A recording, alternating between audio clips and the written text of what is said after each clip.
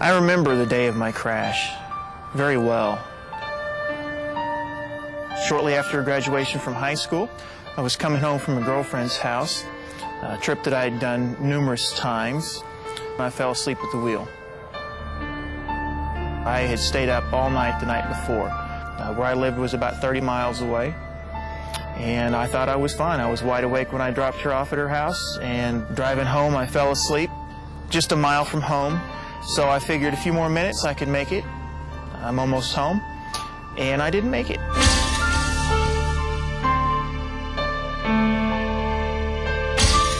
I crossed the center line, hit a driveway embankment, and flipped my car. Wasn't wearing a seatbelt and was thrown through the sunroof. I landed on the highway. In one instant, all my hopes and dreams that I spent 18 years building were gone. None of it included a wheelchair.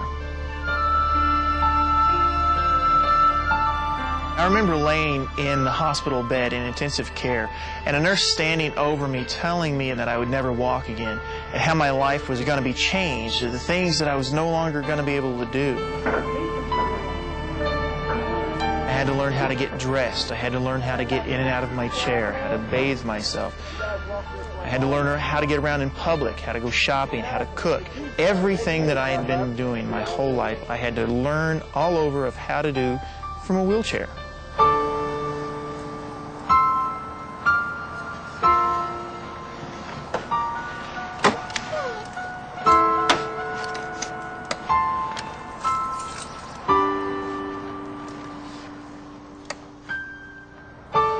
And thinking back, I remember lots of warning signs. I remember dozing off numerous times. I remember getting to my girlfriend's house that morning and falling asleep on her couch while she was getting ready. I remember falling asleep at my grandmother's house that evening before I took her home. I had all these warning signs and ignored them all because, sure, I've nodded off before, but nothing ever happened.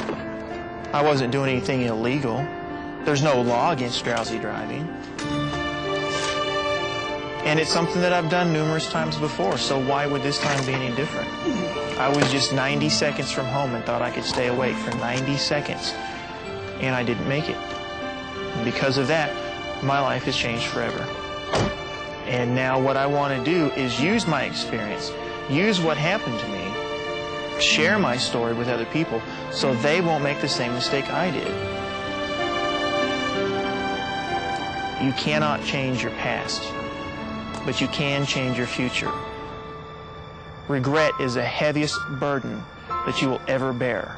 I know, because I bear it every day.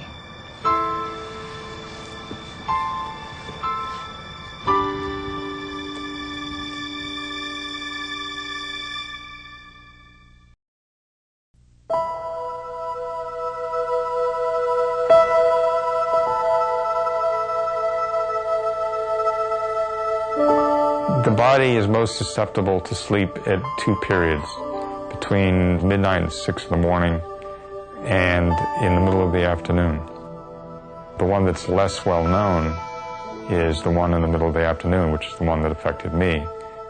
I got sleepy, and I knew I was sleepy, but all my life I've been driving, you get sleepy, you get through it. It's that belief that you're going to get through it that kills.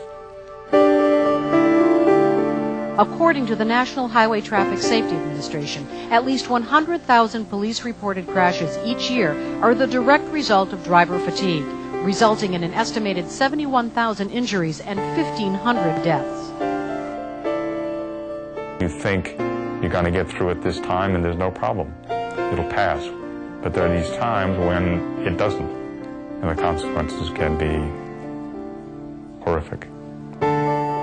Tom Callaghy, a college professor, knows all too well the dangers of drowsy driving. He and his wife of 33 years were driving back to their home in Pennsylvania. Tom dozed off at the wheel just for an instant and drove into the trees. His wife died in the crash. Janie was asleep in the front seat, and I didn't want to wake her up. She was tired and happy, and we were on our way home, and I should have, but I didn't.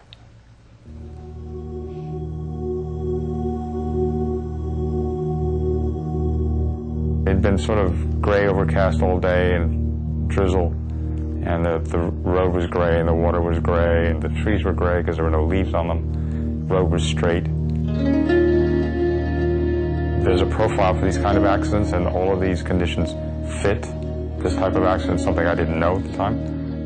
And there's the middle of the afternoon in terms of the body rhythm dip. I did all the normal things one does when one gets sleepy while driving. I turned on the radio, I opened the window, those kinds of things. And I was just about at the point where I realized I should stop. And I'd actually sort of started to reach over to wake her up, and it was too late. Tom believes he fell asleep for just a few seconds, something that happens to most people. We call those microsleeps. And that microsleep, which could be a second, 2 seconds, 3 seconds, literally they're disconnected. But if you are traveling 65 miles an hour in just 3 seconds, you've traveled the length of a football field. I wasn't speeding, I hadn't been drinking, there was no medication, substance abuse, anything. I just fell asleep. And the car went off the road, sideswiped a bunch of trees, and then finally hit one, and she died instantly. Crashes like Tom Callaghan's can be prevented. If you're tired, don't drive. And know the signs that you might be falling asleep behind the wheel.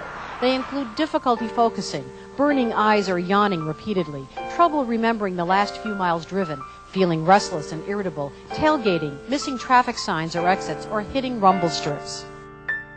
You must absolutely act as soon as you think that you're getting sleepy.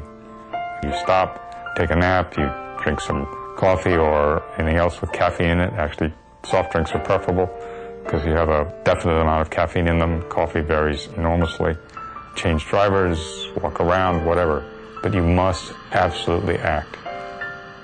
If I'd known then what I know now, it simply wouldn't have happened. Janie would still be here, but she's not.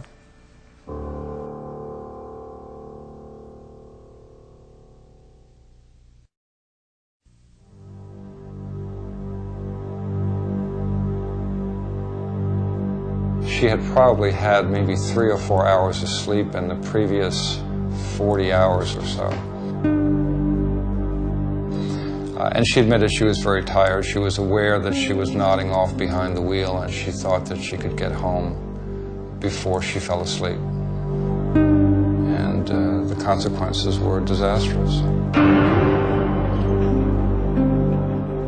It was the middle of the afternoon and a bright, sunny day. My son Kevin was riding his bicycle. He was on the shoulder of the road coming home from having played tennis with his friends. She had been working all night and most of the previous day, and she nodded off just long enough to veer off the road. His head hit the windshield of her car, and he was thrown about 15 or 20 feet from the car into some bushes off the side of the road.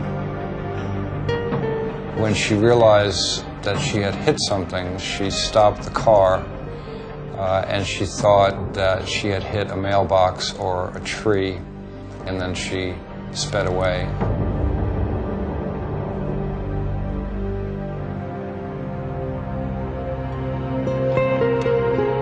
My wife and I left the house to go do some shopping and drove up on the scene of the accident. And I realized that it involved Kevin when I saw his bicycle by the side of the road.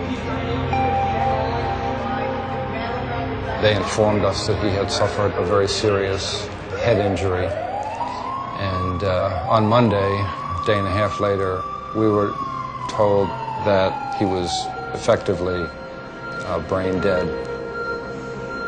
We removed him from life support later that afternoon.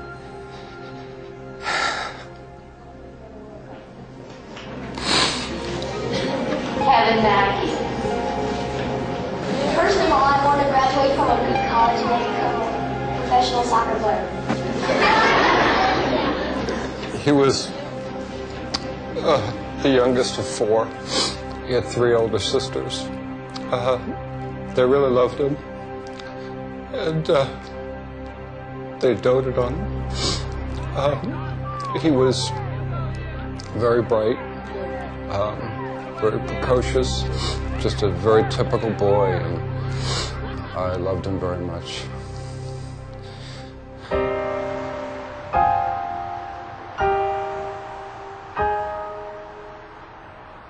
The woman who was responsible for hitting him returned when she was able to admit to herself what she had done and turned herself in. There was a trial. She was charged with 3 misdemeanor counts because she wasn't drunk, she wasn't speeding, and by law, her negligence was not considered to be as serious as if she had been drinking. She got 6 months work release, jail time, and she was fined $1,000 or so. Her mistake was in not recognizing that she was tired and that she was impaired.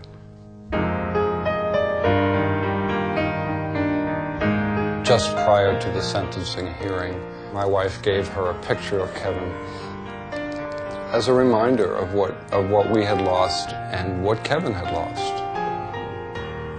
Kevin lost his life, and she was responsible for it, and she's going to have to live with that for the rest of her life.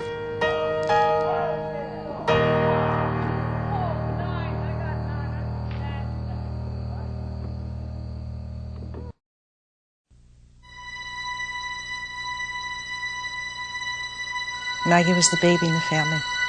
She was everybody's baby. This is the road where the fight against sleepy drivers was born. This is the road where 20-year-old Maggie McDonald was killed in a head-on collision. Her mother mourned, and then she started a movement to change the law. She was life at the party. As she was 3 years old, she was dancing on the coffee table. She loved to show off. And then as she got older, she was beautiful and sexy, and she knew how to play the room.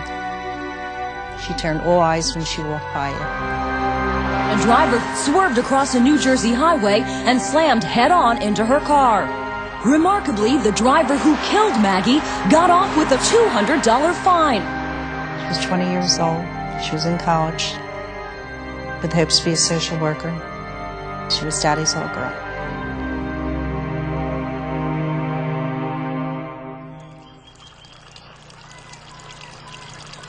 You can never forget that pain that you feel every day from the loss.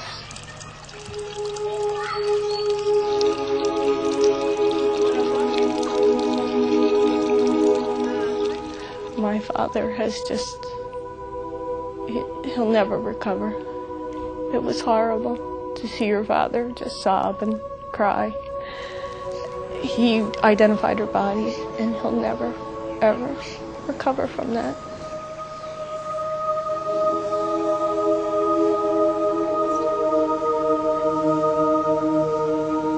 I was told that, she died from massive injuries, and you just can't get that out of your head.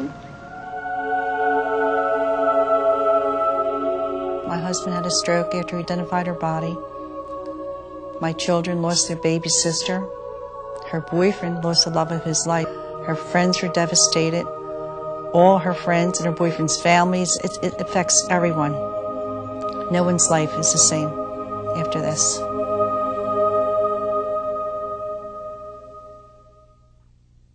New Jersey now has a law that makes driving while sleep deprived a crime in fatal accidents. The law is named for Carol McDonald's daughter, Maggie. The man that killed Maggie, he was impaired, and he fell asleep at the wheel. And there's no law in the state of New Jersey stating that you can't do this. As the defense attorney hammered to the jury over and over. There's no law stating you can't sleep and drive. I decided to change the law. After the second trial, we were devastated, and at that point, we had given up close to 4 years of our lives, and my mom was having a really hard time, and She then decided to go speak with a politician because we just knew that this man had not been punished for what he had done.